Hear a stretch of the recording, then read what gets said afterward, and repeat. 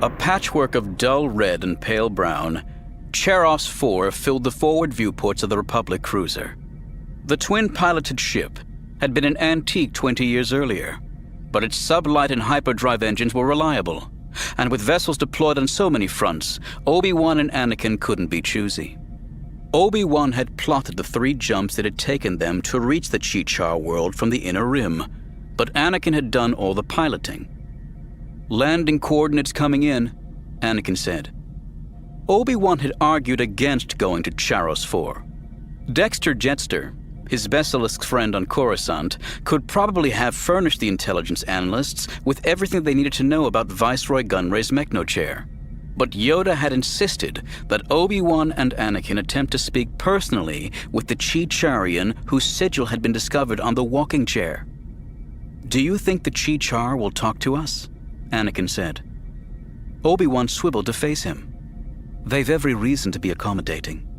After the Battle of Naboo, the Republic refused to do any business with them, for their having supplied the Neimoidians with prescribed weapons. They've been eager to atone ever since, especially now that their signature designs are being mass-produced more cheaply by Bactoid Armor and other Confederacy suppliers." The Chichair's principal contribution to the Neimoidian arsenal had been the so-called variable geometry self-propelled battle droid starfighter. Anakin adopted a thin-lipped expression of wariness. "I hope they won't hold it against us that I destroyed so many of their fighters." Obi-Wan laughed shortly. "Yes, let's hope your fame hasn't spread this far into the Outer Rim. But in fact, our success hinges almost entirely on whether TC-16 can speak Chichair as fluently as he claims." "Master Kenobi, I assure you that I can speak the tongue almost as well as an indigenous Chicharian," the protocol droid chimed in from one of the cockpit's rear seats. "Although I expect that they will be rather disgusted by my physical appearance." "Why's that?" Anakin asked. "Devotion to precision technology forms the basis of Chichair religious beliefs. A Chichair adage has it that the deity is in the details." The cruiser was descending into Charros IV's ice-clouded atmosphere. Leaning toward the viewport, Obi-Wan gazed down on an arid, almost treeless world. "A bleak planet," Obi-Wan said. Into view came the landing platform to which they had been directed. Oval in shape and perfectly sized to the cruiser, it looked newly built. Anakin set the cruiser down on its broad discs of landing gear and extended the vessel's starboard boarding ramp. At the top of the ramp, Obi-Wan raised the hood of his cloak against the frigid wind that howled down the slopes. Ahead, a gleaming alloy runner ran from the edge of the landing platform to a cathedral-like structure half a kilometer distant. To both sides of the runner stood hundreds of excited Chicharians. "Guess they don't get many guests," Anakin said, as he, Obi-Wan, and TC-16 started down the ramp. As was often the case, the Chichair's technological creations mirrored their own anatomy and physiology.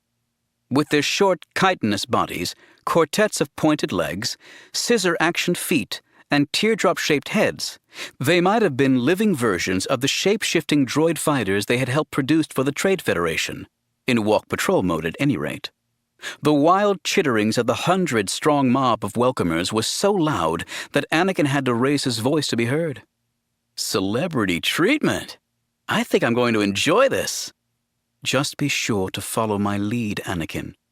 "I'll try, Master."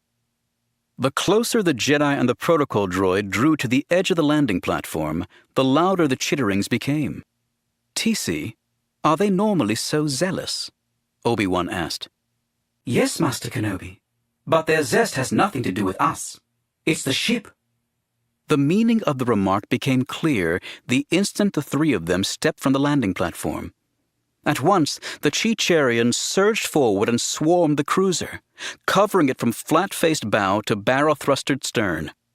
Obi-Wan and Anakin watched in awe as patches of carbon scoring disappeared, dents were straightened, pieces of superstructure were realigned, and transparasteel viewports were polished. "Let's remember to tip them when we leave," Anakin said. They were halfway down the runner when a pair of larger Chicharians scurried out to meet them. TC-16 exchanged chitterings and stridulations with them and explained. "These 2 will take us to the prelate." The enormous building TC-16 had called a workshop topped 200 meters in height and was crowned with latticework spires and towers that evoked strains of eerie music from the steady wind. Arrays of tall skylights lit the vast interior space, in which thousands of Chicharians toiled. Arcades of exquisitely engraved columns supported a vaulted ceiling of exposed roof trusses, among which roosted several thousand more Chicharians, suspended by their scissor feet and humming contentedly. The night shift? Anakin wondered aloud. Their pair of escorts led them into a kind of chancery, whose tall doors opened onto a spotless room that could have passed for the captain's cabin of a luxury space yacht. Occupying a throne-like chair in the center of the room was the largest Chicharian the Jedi had yet seen. Without ceremony, TC-16 approached the prelate and tendered a greeting. The droid had tasked his vocoder to provide Obi-Wan and Anakin with simultaneous translations of his utterances. May I present Jedi Obi-Wan Kenobi and Jedi Anakin Skywalker? The prelate chittered. Excellency, I speak your language as a result of my former employment in the court of Viceroy Newt Gunray. The droid listened to the prelate's response, then said, Yes, I realize that does not endear me to you. But may I say in defense that my time among the Neimoidians was the most trying of my existence, to which my physical appearance surely attests, and is cause for my great shame. Clearly mollified, the prelate chittered again. These Jedi have come to seek permission from you to pose questions to a devotee in Workshop Chikan, a certain Tilalak, Slalak, Taak.